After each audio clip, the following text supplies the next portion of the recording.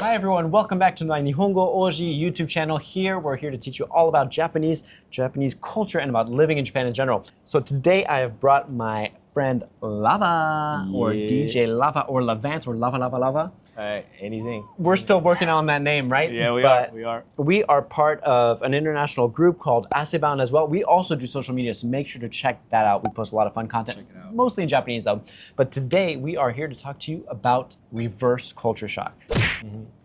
It's a thing, right? It is a thing. It's very, it happens. It happens. Yeah, when I came to Japan, I thought maybe I would be, I've had culture shock before. I had things that when I came to Japan, and it either shocked me or surprised me. It's like, wow, things are really done differently here. But then I was even more surprised when, after living in Japan for a while, I traveled back to the US, back to visit my family. And then that's when I got the real culture shock. Like, whoa, was it always like this when I used to live here for 21 years? Yeah. It's crazy. And so you grew up in Japan, right? Yeah, I grew up here pretty much all my life, 23 years. So, yeah. But we were talking and you were telling me that you also feel culture shocks kind of when you either go to the US or speak to people from the US or from other countries maybe. Yeah, I do. Surprisingly, I do. I was born and raised on like a military base with a bunch of Americans around. So it's like America, but it wasn't. So when I went to the States, it was a culture shock. That's a very interesting upbringing, for sure. Yeah, I've been on the military base here in Yokohama, and it's true. When you enter there, it is the U.S. It is. It's like a little piece of the U.S. was brought there. Like all the restaurant menus are all the real American menus.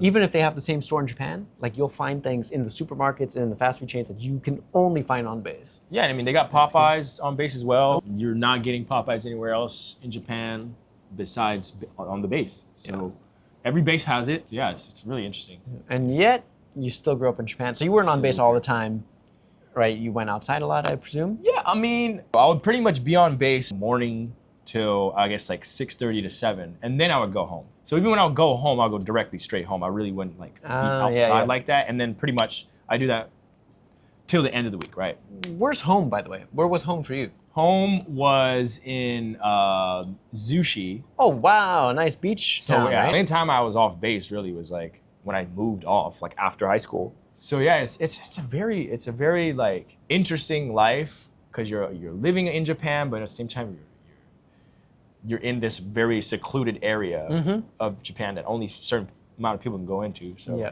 And so having that kind of background, I'm sure you've experienced a lot of culture shocks too. Yeah. Right. So we're gonna talk about that. I'll go first, I guess. Yeah. Right? Yeah. I'm gonna start talking about when I go back to the U.S. what really surprised me or what really shocked me, and to me, especially when I went back recently, I would say it's just how loud people are, or how loud places are. Like here, you go to a cafe, right? Even inside a cafe, inside the train, wherever it is, it's usually going to be fairly quiet, if not super quiet, like here. It's not going to reach that crazy amount of decibels, Whereas in the U.S., I went to like just a regular cafe in L.A. I went back with my mom after she picked me up from the airport. We went to a random cafe. It's not like it's super crowded or anything. It's a big cafe, a decent amount of people, but not anything crazy or anything. And yet the volume levels are so high that if you yourself don't start kind of yelling to the other person across the table, if you don't speak in a super loud voice, like they won't be able to hear you. And you can barely hear them, right? So that really shocked me, and it was really tiring for me actually, since I got used to like the quiet. Right. Even in the middle of Tokyo, it was just really tiring having to both like how do I like to kind of project your voice and to always be listening and so that would be my first one. Yeah. Okay. What about you though? I got something similar to that. So Japan, when you go to a restaurant, when you go to a place, an establishment, the staff not really gonna talk to you much. That like. They're not gonna be like, they're not gonna ask you like 6 questions. Like when they're taking your order, or even like just, other questions like, hey, how's your day? Like, they're not gonna ask you stuff like that. Yeah. And so when I went back to California, I went to Chick-fil-A and they literally asked me like 6 questions before they even like properly took my order. And I was just like, I mean, there's no small talk here, right? There is no small talk. I think you would call it small talk. Like even when you're like at the shopping for something at the supermarket, and there's the clerk and everything. I was used to in the U.S.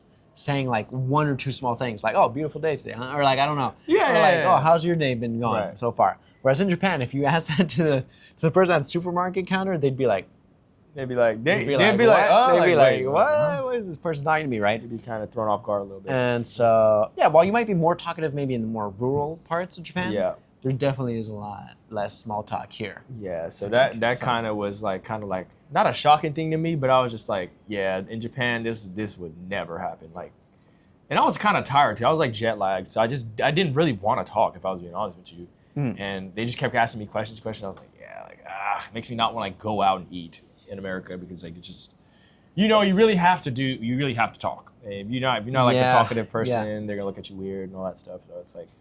Yeah, that was my little shock that I had. And you're a fairly social person too, so it's not like am. you're super introverted or anything. But I am. it's just either tiring to you or you're not used to it. Or After like the third question, I was just like, okay, can I literally just get my chicken and go? Like, I don't. I don't want to. Just give me my chicken, bro. Yeah, like it got to that point. So I totally understand. When I was in LA this past time as well, and I was working at a job, I had to go pick up some coffee for the set. Right. For the shoot we were shooting. I was like, we didn't have a lot of time. I was like, okay, they asked me to go pick up coffee, these big jugs from Travelers or whatever they're called from Starbucks. Went to pick one up, and again, like you were saying, the set just like talking to me. Yeah. He's telling me like, oh, big party, huh? Like, what are you guys doing tonight? Like, something like that, right? What you think about this? He was asking me how to be successful in life or how I got to whatever point I am in life. I don't know if I looked successful or what. Maybe it was my clothes. I dressed a bit more fancy since I'm like living in Japan now in like Japanese fashion. Maybe makes me look like I'm more successful than I am, right? But the guy's like, so what brought you here in life? I was just like, I just need coffee to bring to the set, so because that's what they asked me to do. Like, And so I gave some advice and everything, like, oh, I don't know, just try new things, be open to new experiences, just work your butt off and everything. But I like, please just have my coffee. No, it's great to be social. It's like while I do sometimes enjoy those kind of interactions, it happens so often in America that like, if you pretty much move from Japan to America, you're gonna have to get used to it, right? And then once you do get used to it, it's like it's normal, so you probably don't mind it as much. But if you coming from Japan and you go there and like day one in America, like you're gonna be kind of thrown off, like whoa, like I'm not used to all this talking. Why are you asking me about my day? Why are you asking me about my job? Like. For sure. I totally get that. And actually, every time I go back to LA, if I'm not there for like at least 2 weeks, it's super hard for me to get adapted to living there. Like after I'm there for 2 weeks, then I'm used to the way, I'm back to my old American self, right? I can interact with people normally, but at first, even if people talk to me, sometimes I feel kind of super awkward because I don't know how to interact with them. It sounds weird to say that, but in Japan, there's a whole like play like otsukaresama de, like konnichiwa, genki desu ka, like kyou wa nani saite masu ka? Like I don't know. Yeah, it's very like kind of like a structured kind of way of like interacting with other people here. There's the Japanese way of interacting with people here, and in LA, like I'm sure that way of interacting with people exists, right, in the US. But it's just so different sometimes that it's hard to get adapted to. I'm always like bowing. Do you do that? In the States, no, I don't bow. You don't bow? Honestly, I barely bow here, which is not the best thing to do. But I bow pretty much when it's like, when you know it's coming. Yeah. And then you just like do that. Like, it's kind of like a mutual bowing, but I usually don't bow first. You probably do it for work, no? Like, I do it for only for work. Yeah. Only for work. You're a professional there. But me, it's more like I do it unconsciously. Or I don't know if I'm like, oh, sumimasen, or like, sorry, I'm trying to get through or something. I mean, I'd be like, and my parents are always like, what are you doing, bro? Like, why are you like, you're so Japanese? But it's just one of those subconscious reactions that I do, right? Yeah. So that's really funny. But here, let me give you one more quick one as well. I'm also gonna have to say the cleanliness, right? Yeah. Cleanliness of Japan, and so the reverse thing, what really shocks me is how dirty sometimes the U.S. can be, other countries can be. Right, I've traveled a lot. In France, for example, it always pains me that public toilets, you have to pay to use them. In France. Yeah, which makes sense, right? Because you would think, okay, if you pay, then maybe they use that money to maintain the toilets, make it look nice, give a pleasant experience and everything. But one, it sucks when you really have to go because you have to really go, and if you don't have like a 100 yen coin or something, then you won't be able to go, and it's like, well, kind of screw you, kind of thing. But also, second thing, it's like even though you're paying, the toilets tend to be disgusting. Even though you're paying, right? So it really makes no sense. So just things like that. Also, every time I land at LAX, I'm like, wow, this airport's so kind of ratchet. No, well, I don't want to talk too much trash about it, Yeah. but compared to like Japanese airports or other Asian airports in general too, these new airports. Yeah. Just to give a quick example, like when I was walking on the walkable escalators in LA, like those were like so dirty. Like there was so much, dust and grime and like chewing gum, like stuck the to it. handle and stuff like Yeah, that. in Japan. Then I fly back to Japan. I like land in either Haneda or Narita, I forgot.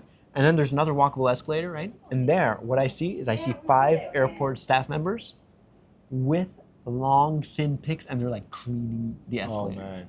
I was like, oh my goodness, that is the difference between. Honestly, that really made Japan, me so. wonder, like, what do American workers be doing sometimes? Like, if they're not, because I mean, as a like an airport cleaning person, right? If you're not cleaning, what else are you doing? So like, it makes me think like, why is the airport filthy if your one job is to literally clean? So that's kind of a shock to me as well. Like, because Japanese people, they get their work done. But Yeah. American people are just like, why is this place dirty? Why is this train dirty? Why is this? Like, and you realize like they're probably not doing their job, right? If it's dirty. Yeah, I mean, you've never lived in the U.S., right? I've lived in you San lived Diego a bit. for like 2 years. Okay, 2 years, I 2 was like years. a kid though. I was like 9 or 10. I see. So I mean, I wasn't really looking at things like that. Yeah, I would say maybe it's not that people are enjoying their job. I would say it's more like, I think it's management doesn't care, or like the companies don't care. Yeah. Right? Like I think the US mindset is more like we don't want to waste money on useless things. Right. So if cleaning the airport doesn't bring in profits, we're not going to do it. If it doesn't bring in extra money, we're not going to do it.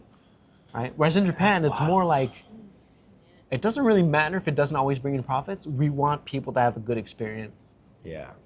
and to just provide a clean and a nice place for everyone as much as we can to make it comfortable for people to live. I would say That that's is one true. big difference, right? That is very true. But I don't know. That's what I think. Yeah.